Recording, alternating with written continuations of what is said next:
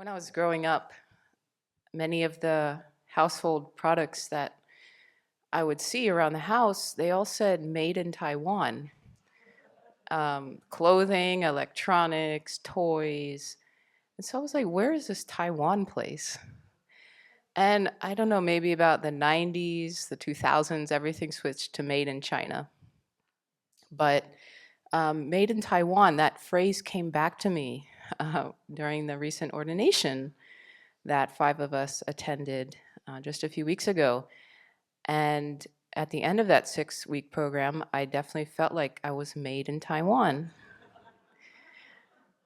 It was such an involved process that I hope to go into today and share some of that with all of you. But the main takeaway that I got was spiritual practice is a collective endeavor. This is not something that we do alone. And that had been my whole paradigm, I think, up until this experience. Like, it's up to us to practice. It's our own karma. It's our own mind stream. It's our own ethics and precepts that we need to guard.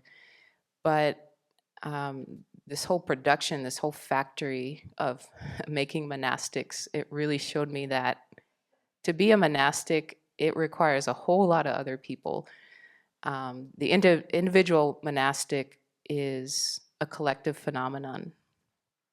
And before we all left, Venerable Children told us many times that the big shift that happened when she took full ordination was that she switched from focusing only on her own practice, only on her own happiness and well-being, to seeing her Dharma practice as something about preserving the Dharma for others and for future generations. And it always puzzled me how that could happen kind of overnight, so to speak. I mean, of course, there's 2 years of training and then many years afterwards of training, living as a bhikshuni.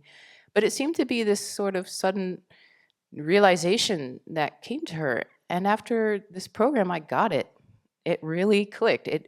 I saw firsthand how many people are required to keep the Buddha Dharma alive in the world, to keep the monastic Sangha alive, to keep even the lay people engaged in practicing the Dharma. So, yeah, this is the truth of what the Buddha taught. We're all dependent arisings. We're all interconnected. No one is discrete, alone, doing it all by themselves. We all depend on everyone else just for our physical lives, but of course for our spiritual lives as well. So just by the numbers, there were 230 candidates and about 20 monastic guides. These are senior bhikshus and bhikshunis, many of whom are abbots and other leaders in Taiwan. And they come to the program, and for 6 weeks, they are basically the herders of all of the candidates. They are the counselors, they are the doctors, they are the parents. I mean, they do everything for these candidates. Venerable Damcho said they work harder than the candidates, and that is absolutely true. I think they get 3 hours of sleep a night, if that. And in all the breaks, they're always meeting with all the candidates, trying to help them with whatever issue has come up. They're testing them in how they've memorized the precepts and the gathas. So they worked super hard. There were 20 monastic preceptors for the bhikshunis to get the full precepts. There were over 100 volunteers. Tenzin said that they were waking up at 1:30 in the morning to start chopping vegetables, and the vegetables had to be 1 to 1.5 inches long so that they easily fit into our mouths when the candidates were eating, so as not to add any extra stress on us when we're already trying to learn all of the very fancy and involved etiquette. And then there were countless benefactors. So here are some photos. Yes. You'll see in the top right, when we went on alms round in downtown Taichung, all of the monastic guides, they were sort of like protecting us and guiding us through all the busy intersections. And this is the monastery manager, Venerable Hong Ding, who helped us get the bell and the drum. But she would stand and spray this medicinal water in the face of the candidates to make sure they weren't too hot. And I had not seen anything like that since grade school. I had a French teacher who would run up and spray water in our face. And I got really irritated when that happened. But now I just felt the love and the care that was coming through. The monastic guides are focusing on the lighting the incense. And Venerable Children was there to hold our heads through, some of our heads, through this experience, which I was so thankful for, because I will say it was very painful. But yeah, the guides were just so caring throughout it all. You could really feel that they wanted the best for us. And then in the top corner, left corner, you see that's Venerable Munlam on the left, and this is right before we took full ordination precepts, and there were groups of 3. And the leader in her group is helping her to arrange her robes properly. And this is a sight that was seen all day long, and especially for me. The woman who stood behind me, at almost every event, she was fixing my robes. So just that, like we all helped each other get dressed every morning. We helped each other fold our beds. We helped each other remember to pick up the chopsticks or get the napkin when it fell on the ground. It was a constant collective thing, and you really felt the support of all the people around you. It was really beautiful. That included impinging upon each other's personal space. So I think that's maybe why you don't see it at the Abbey so much. But I mean, once you get past that, it's such a beautiful thing, and you feel like a member of an extended family. So yeah, I would compare the whole process to being born again. Oh, sorry. Before I go on, here's pictures of the volunteers. You see Tenzin, he was there, I think, the whole time. And then the top right corner, as we were doing the alms round, they had volunteers stationed every so often along the way for us to empty our alms bowl. All the collecting, the offerings we received, we put them into their bucket so that the bowl wouldn't be too heavy for us. I mean, it's just like the care is amazing. And so Venerable Children is there with some of the volunteers, and then we met with some of them on one of the visiting days. And yeah, all of the benefactors and the donors, we received offerings throughout the program. Just red packets would show up in our bowl, and people had gifted, juices every morning, snacks, lotions, eye drops, all kinds of things. Just gifts would just show up continually throughout. And here are pictures of the people who ran up to us as we were walking through the city, like frantically getting in their bag to like make sure they could give coins to every single monastic. Like, I'd never seen anyone so excited about donating to somebody. But that's just the strength of their faith, and it was truly amazing to see that. Yeah, so here's more pictures from the actual temple. I would say the whole process was like being born again. You're plunged into this completely new environment. You don't really know anybody. You don't know the language. And you're taught how to do the most basic things: how to wear clothes, how to walk, how to sit, how to stand, how to eat. We know these things, but do we actually do them with full mindfulness? Probably not.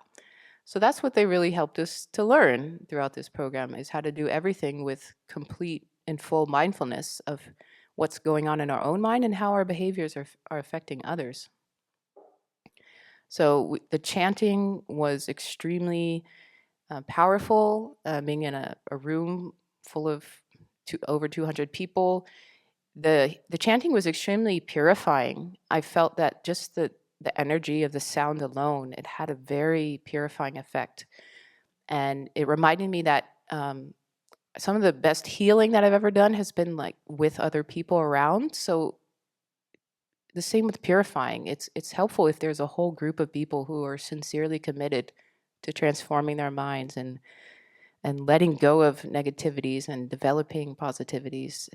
That really can affect your own mind and help move it quickly in a very good direction. The sheer size of the Buddha statues and the Buddha hall, it made me feel like quite small. And that was a good thing, you know, and had a humbling effect. It reminded me of the power of the Dharma, the power of the Buddhas, and just who am I, you know, coming along at this stage in the game. I can only aspire to have like 1/1,000,000th of the merit that these holy beings have.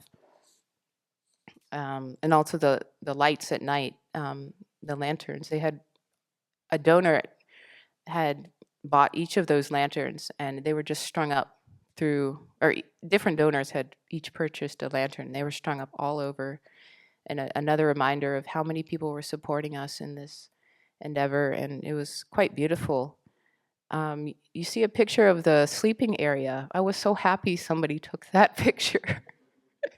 It's not a picture I would have taken, but you can see the wooden floor that we slept on and the blankets, the futons that had to be folded very neatly. It was a good reminder that the body is uncomfortable sleeping on those things, and also all the hours of standing and bowing. Also, a very good reminder that the body is inherently uncomfortable, unsatisfactory, and some of the smells that were lingering, both good and bad. The bathroom door was left open all the time, so in the middle of the night, there was smells of the bathroom coming into the dorm room. I don't know if anyone else experienced that. And as soon as we walked back into the dorm from the Buddha hall, the smells from the bathroom were there. But there were also the smells of the essential oils that everyone was handing out during the teachings so people wouldn't fall asleep. And the smells of the pain patches and pain ointments that everyone was applying after the end of the day when everyone's feet were really swollen. And then the tastes of the food that actually it was quite good, but I was really unfamiliar with some of the flavors. So, you know, that was its whole own practice of learning to be equanimous with the food and just seeing it as medicine. And we got many teachings again and again. Food is medicine. Food is medicine. One of the monk guides gave us lectures on Ayurveda during the meals, and I think many of us found that very helpful. So, of course, my mind also was influenced by the environment, by everyone else there. When others were struggling, it seemed natural to reach out. And of course, I received so much support from others when they could tell I was needing help, mainly with my robes. And then when we left the ordination, we traveled to many, not many, but a few other temples and monasteries. And it was like a constant gift exchange. It's like you arrive with gifts, you leave with even more gifts. And then you arrive at the next place, you give them all your gifts, and they give you those gifts back and some more. So it was like, you know, I could see everyone as like a funnel for generosity, like as practitioners, you know, that's our role. It's not about me getting a gift from you. It's just about how do we get these gifts to as many people as possible? And again, it's a reminder of dependent arising and interconnectedness. And, you know, I don't see that here in the US so much, but it was just really striking there in Taiwan because it seems so normal. To go back to the guides, they were like parents, I felt in many ways. They were always watching us.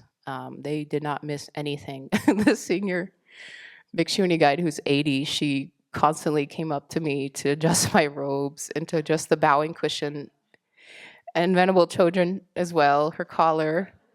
And she noticed I was wearing my 5-strip robe the day after ordination instead of the 7-strip robe.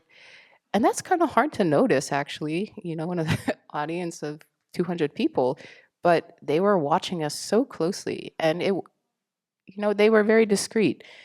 Um, so again, I mentioned they guided us through the alms round. They were going around adjusting people's robes. You can see that in the bottom left. That's the group leader for Venerable Deki, Venerable Rinpoche's ordination triad. And you can see Venerable Deki struggling with her clip. But what was really touching is that the preceptors and the guides, they bowed to get the precepts to give to us. Like they requested, it wasn't us requesting the Buddhas for the precepts. It was the preceptors requesting the precepts on behalf of us. And they had to bow. And that just really struck me as, yes, this is not my own gig. These other people are required for me to get the full ordination. They have to do this on my behalf. So that was really touching.